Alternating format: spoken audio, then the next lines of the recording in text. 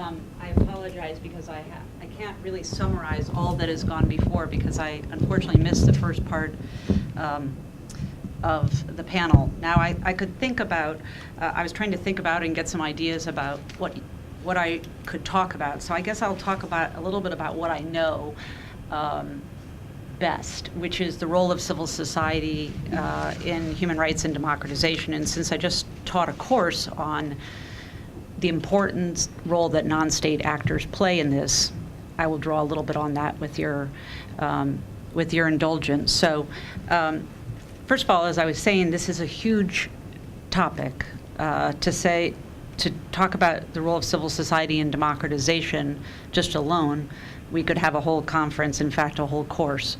So, let alone in peace building and conflict resolution. So, but that doesn't mean it's not important. So, a few things. One is that I wanted to share the most recent findings of Freedom House in terms of Freedom House. Probably most of you know Freedom House through its annual surveys, assessments of the state of democratization and respect for human rights and freedoms around the world.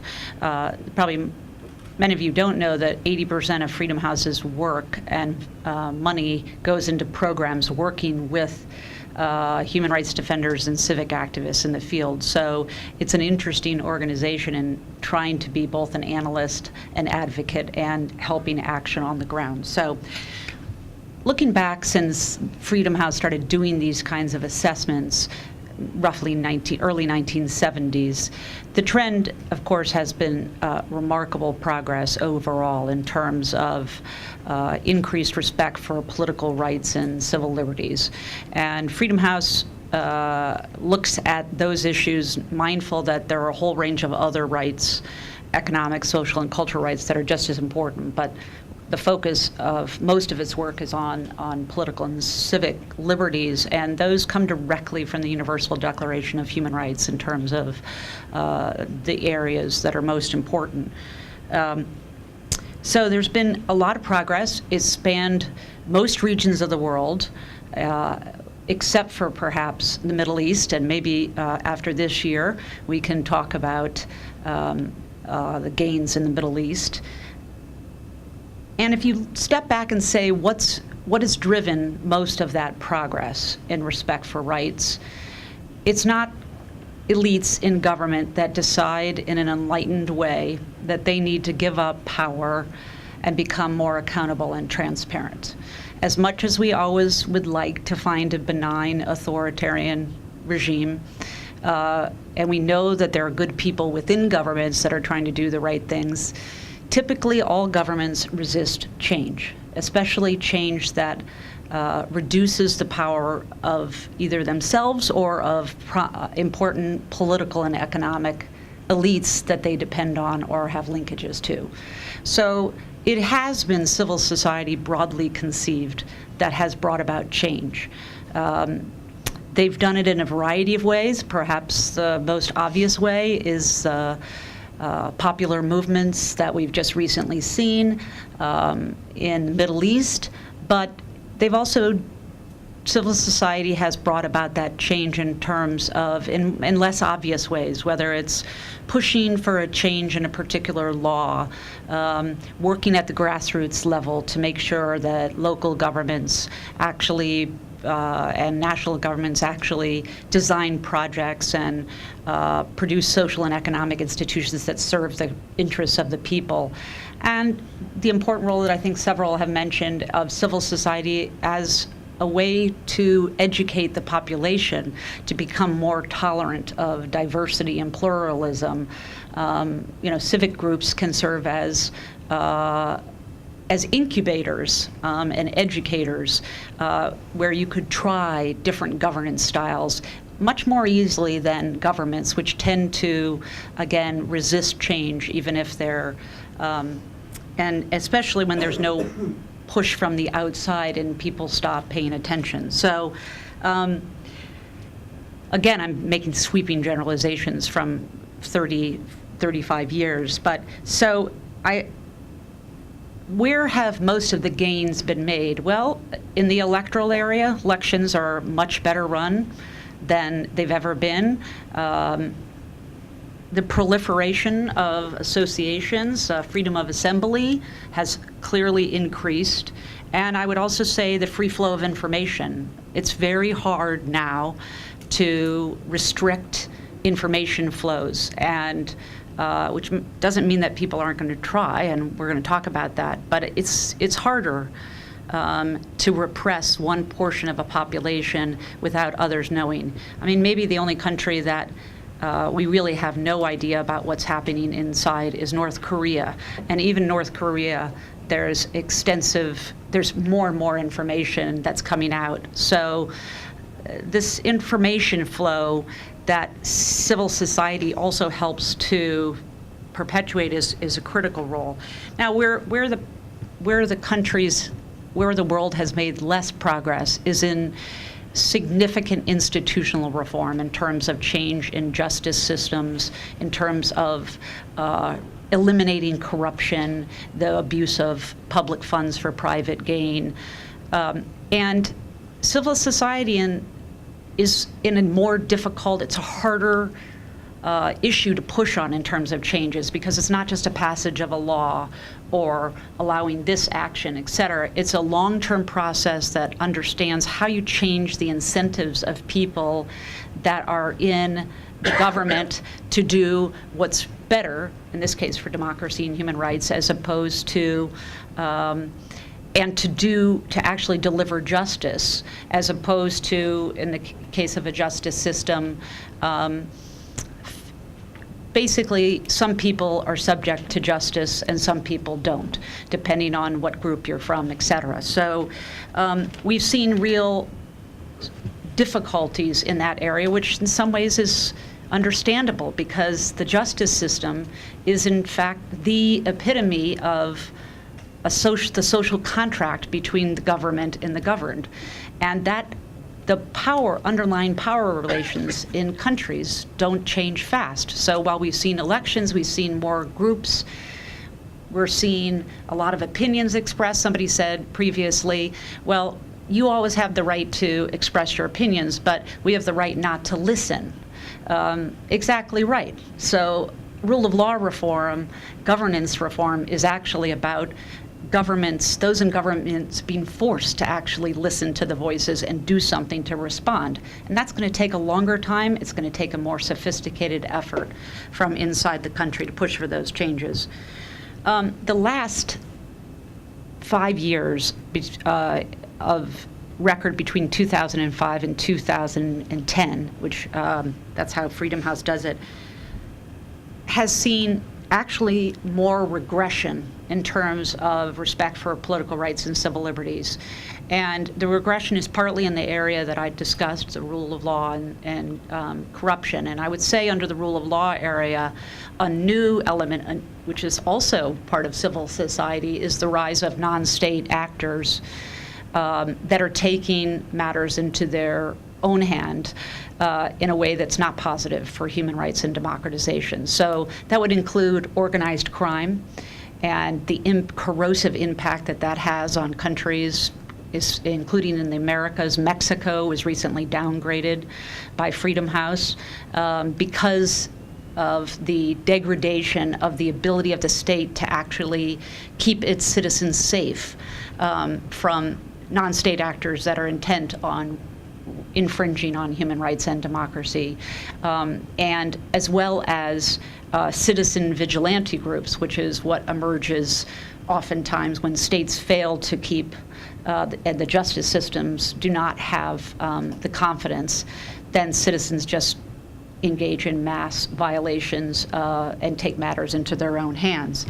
But the two that I'd like to say, and what I think particularly pertain to the topic that you have all been discussing today, are the rising restrictions in terms of the ability of the freedom to associate, and as well as the growing restrictions on both media, including new media, as well as traditional media.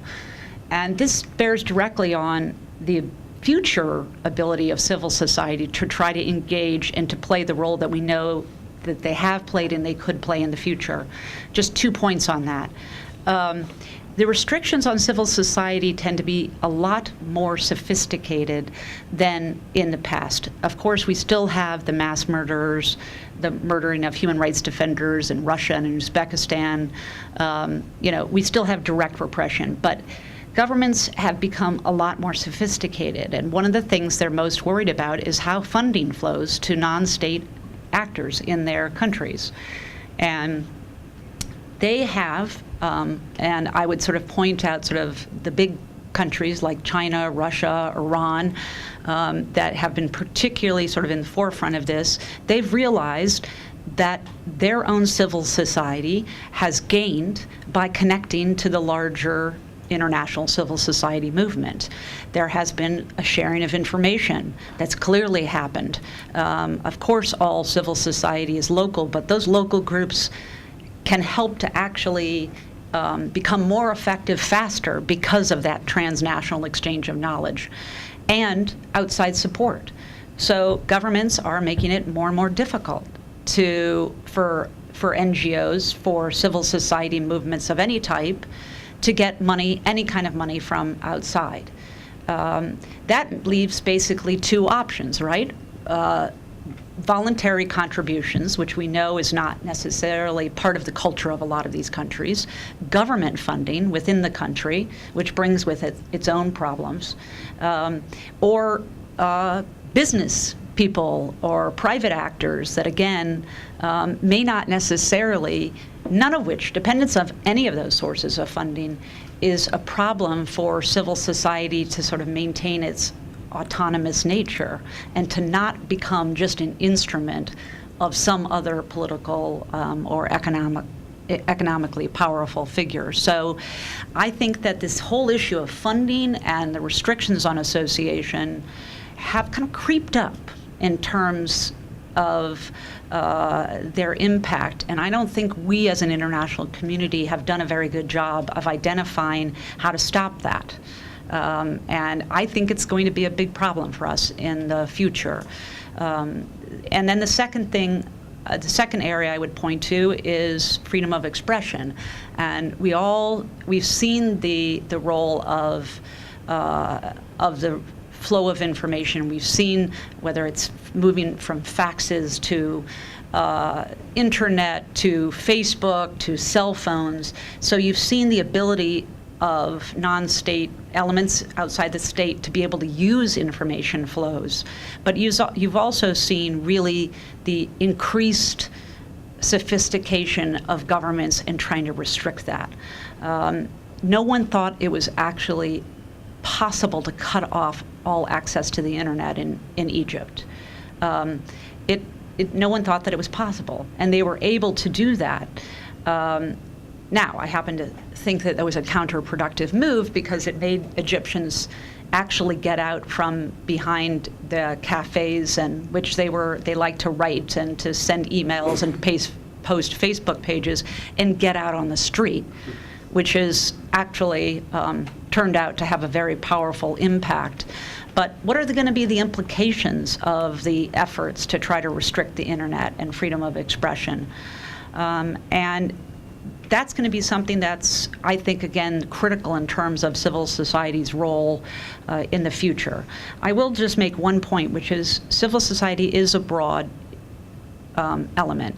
But there is a role for grassroots organizations, but there's also a role for organizations that have no mass following at all. And, coming from a group that sees itself as a human rights defender group, most human rights defenders groups have no ability and will never have any ability to actually get popular funding. It's usually a group of very highly motivated individuals, sometimes because members of their family or friends or others have been killed or somehow had their human rights abused. And this set of actors, though, plays a very, very important role. It plays an important role in a democracy as advanced as the United States, and it plays an important role in countries as repressive as Uzbekistan or North Korea. So, I think that as we think about what civil society is and what it isn't, we should think that there is a role for groups that play that role, that function, just a function of oversight. And then finally, I'll make just a few observations. For the last 20 years, my career was really focused on trying to get the U.S. government to take the promotion of democracy, governance, and human rights more seriously. I find myself now wondering whether the explosion we've seen in terms of the foreign policy interest in this, as well as the amount of money flows going into this from governments, including the United States government, hasn't in some ways led to a very difficult situation, which is when governments put a lot of money into topics, they want to control. And so you've seen this encroachment of government in terms of controls, in terms of measuring results, in terms of identifying exactly where the money goes, who it goes to the point that basically groups like Freedom House that have received U.S. government money, but only under a grant arrangement, which means that the governments U.S. government can't tell Freedom House what to do, have been asked to provide names of the groups they're working with, all their board of directors or all of the individuals, and then there's all these extensive checks for Muslim Brotherhood or other kind of unsavory elements. It exposes those people on the ground to immense harm because that information gets shared with other governments. It gets shared and revealed in public, and it could endanger those people. But it also really gets to the very heart of what civil society is, which is it should be free of government control. And so I leave for maybe a further conference a discussion of what the role of governments should and shouldn't be in terms of funding civil society. We know that the U.S. government and others have played an important role in providing resources to groups that literally wouldn't have been able to get them otherwise, and those groups have done good things. Is that era coming to an end, and what are the implications for that for the future spread of democracy and human rights? Thank you.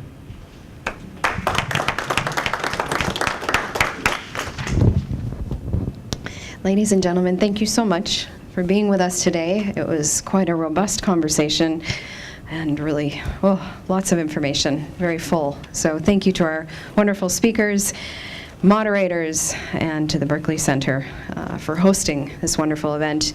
Of course, you can find out more about our respective institutions at our websites, the Rumi Forum website and the Berkley Center website.